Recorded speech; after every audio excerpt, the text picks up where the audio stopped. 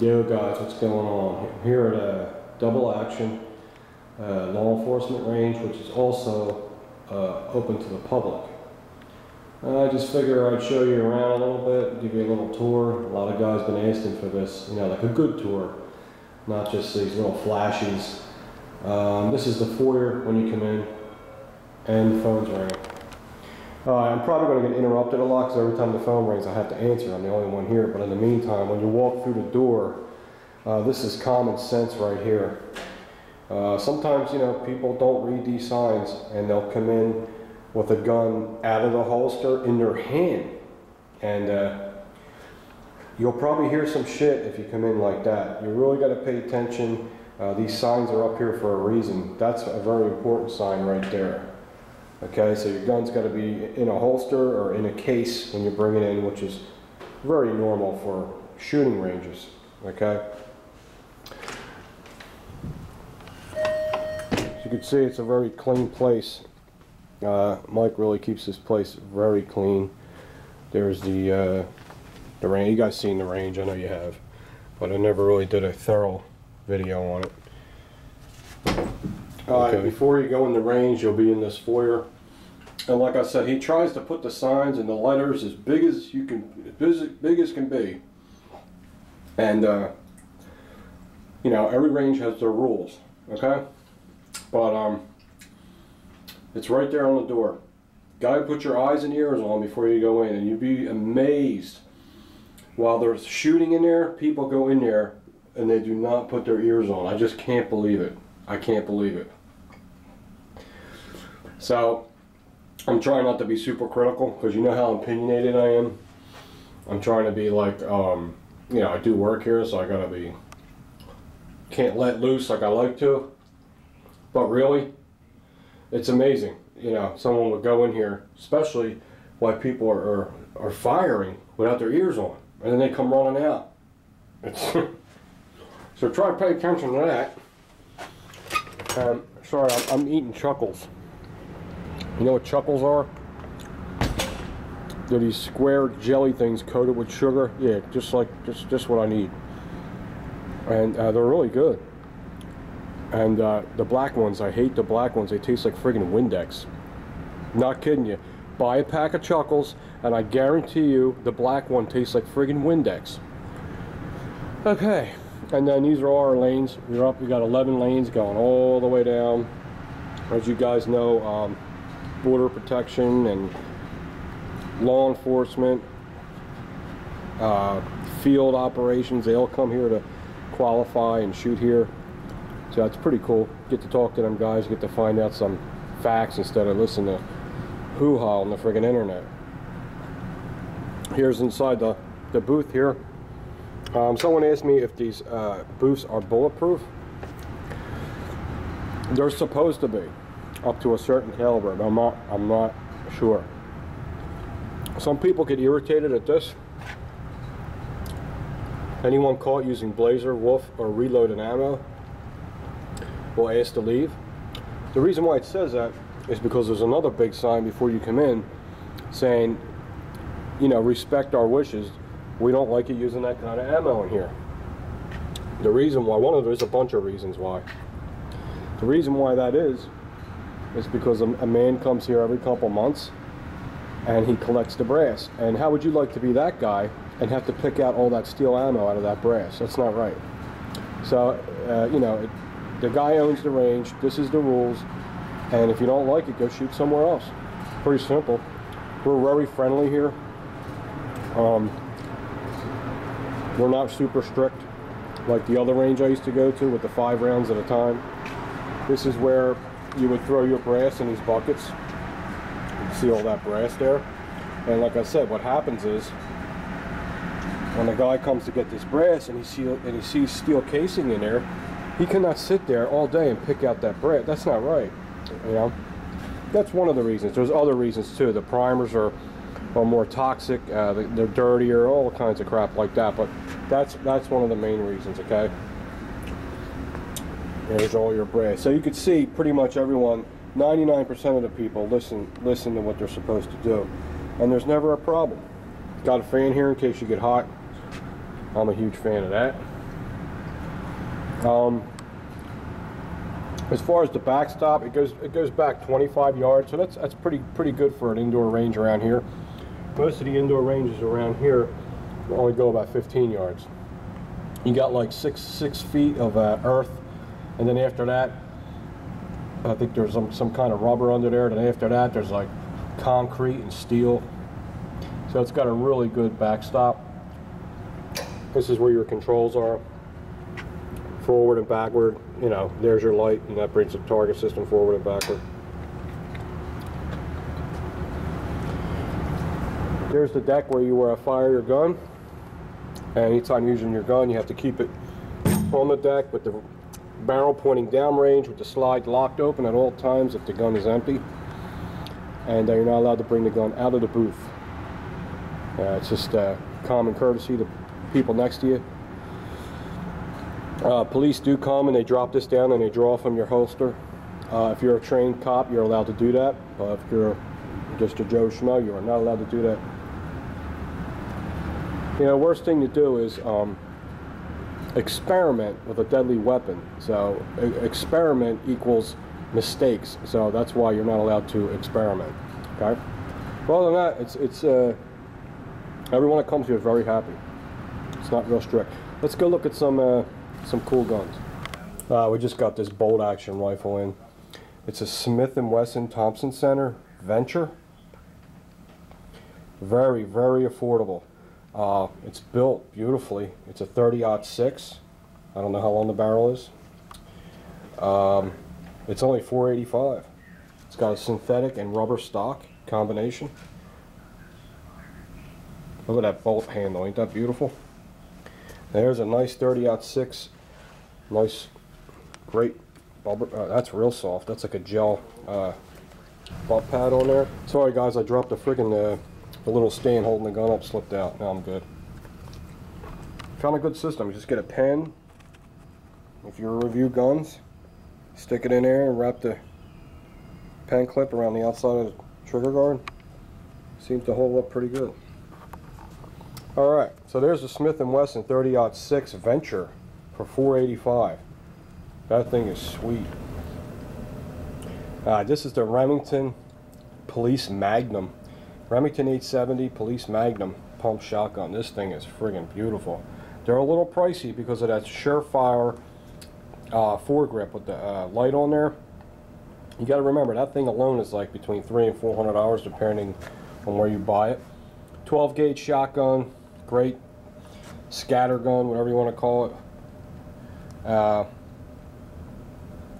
We've had this for a while. I think I showed it a couple times, but I really like this shotgun. It's badass. I love shotguns, as you guys know. Really started getting into them as soon as I started shooting shotguns, man, which was maybe like a year and a half ago. They really grew on me. It's like one of my favorite weapons now. It's just so much fun to shoot, and it's not a lot of money. But this particular one here is pretty pricey. This was a $1,000 shotgun here you're looking at. But like I said, you got to remember, it's got that Surefire foregrip system on there. I don't know the exact name of it. You guys probably know. There's the barrel clamp, extended magazine tube, and that thing is beautiful. That is wow, it's $1,100 shotgun. Whew. But like I said, look what it's loaded with. It's awesome. This is a Remington 700 308. I have something extremely similar to this. I have the same over molded stock. It's a synthetic material, but it's really friggin' top-notch material. I don't know what it is. It has like a leather texture to it, but it's real thick, hard polymer or plastic, whatever it is. My barrel's a little longer than this one. This is a 308, and as you can see, these barrels are fluted. So the Remington 700 is definitely the daddy of sniper rifles or bolt action rifles. They're just classic, and this thing is built beautifully. It's a beautiful, beautiful bolt action. And you think I would have looked at the price before I showed it to you. It is $1,050 for this one. So mine has a longer barrel. I don't have the fluteds, the cutout flutes there. But mine's awesome. You know, they have a real hair trigger. They're super accurate. I mean, accurate, beyond accurate, beyond accurate, beyond accurate. You know, just put a scope on there with a Harris bipod and you got yourself a beautiful system here. Alright, here we go. We have one of these, the UTS-15. There's a lot of talk about this on the internet. They compare it to the Caltech KSG. Okay, I have the KSG. I'm very happy with mine so far. I don't know too much about this shotgun at all. The only thing I can tell you about it is this is one gun you could buy and tell your wife it's not a gun. Just walk in and cover this up and tell her you bought an electric heater for the garage. That's what it looks like. But you see, you don't see too many of these around, and we have them here. The one thing they did do, what I can see, is people were complaining about there was too much of an opening up here for dirt to get in, and this is the latest model. It looks like they closed it off here with a piece of, you know, very light steel. So that's good that they did that. Other than that, I can't really give you an honest review on it. I don't know anything about it. But we have one here. They are $11.95. They're $1,200. Okay, they hold 15 rounds plus one. I mean, sorry, 14 rounds plus one. The only thing I do know about it is I heard that when you put high brass in these, it's a hard time. You have a hard time filling it up to its maximum capacity. But when you put the low brass in it, it will fit 14 plus 1. So that's what I heard. I don't know if they corrected that or not. Some of them come with a light and a laser. This one does not, but if it does, has a on and off switch for that there. The only thing I don't like about it, like I said, I don't know much about it, but I don't like there's a slide releases all the way back here in the rear. That's from what I can see, looking at it, just looking at it briefly. There's the top rail. Okay, big long flat top on there, and that's pretty much it. So we get KSGs in also, just ain't got one right now. So we sell both animals. Okay, so very, very different looking shotguns. Yeah, this is a special custom order that we got for this guy named, I think his name's Eric Bomey, something like that. He asked us if we can get him a custom Ruger 1022 in pink, and I have to call him and tell him his gun's here. So Eric, if you're watching, it just came in. I don't know, I guess we'll have to ship it to you. Send us your FFL and we'll get it going. Very, very nice. Alright, I love this rifle. This rifle is a Sig Sauer 5.56. It's very AK-47 like. If you like something like it's like an AK-47 and an AR-15 combined, this would probably be it. It's used, it's on consignment. I don't know what these go for new. I think they go for like $1,600 or something like that. And this is a friend of ours, and this thing is barely used, and they only want $950 for it. It's got a piston system in it, just like an AK. It's got a piston, so you don't have to worry about that. And it's got the flip-up sights on it. It's an extremely accurate rifle. It has a, looks like a, when you pull the trigger, the gun's empty, I checked it, okay? When you pull the trigger, it leans up against that little piston there, and it gives you like a little bit more trigger control. When you dry fire this, it feels wonderful. It's like you feel like you have complete control of that trigger when you're pulling it. It's got a very AR-like safety, you know, fire and safety switch on it. Folding stock. This thing is like really, really nice. You don't see too many of these. I haven't seen them, not around this area. You don't see these too often. And I think he wants $950 for this. Beautiful rifle, man. Here's two real popular little revolvers, man. These things are super, super light. One gun's made of polymer like a Glock, and another one is, they call it the Airweight. It's made of a very, very light material metal. The Smith & Wesson is the metal one. Usually you see that in silver most of the time, but we got a black one in. It's a 38. Actually, you know, it specifically says 38 plus P, so it's safe to shoot the plus P. And you have the Ruger here, the LCR. They both have the, you know, the hidden hammers, the shrouded hammers, whatever you call them, internal hammers. These are designed to carry and draw and pull the trigger. They're a great emergency gun, extremely light, easy to carry. And I think the Ruger LCR is $425, and the Smith is a little more money. The Smith is $469 for the Smith. But I just want to show them too. They are two awesome revolvers. We never have any problems. We never hear any callbacks on these. They can really take a beating. Yeah, we just got this Ruger in, this SP101 357 Magnum. I can tell you that this is a really tough gun because we have it in a rental case and people rent it every weekend, all week long, and shoot the living hell out of it. And, it never breaks down, never has a problem. It's a great revolver.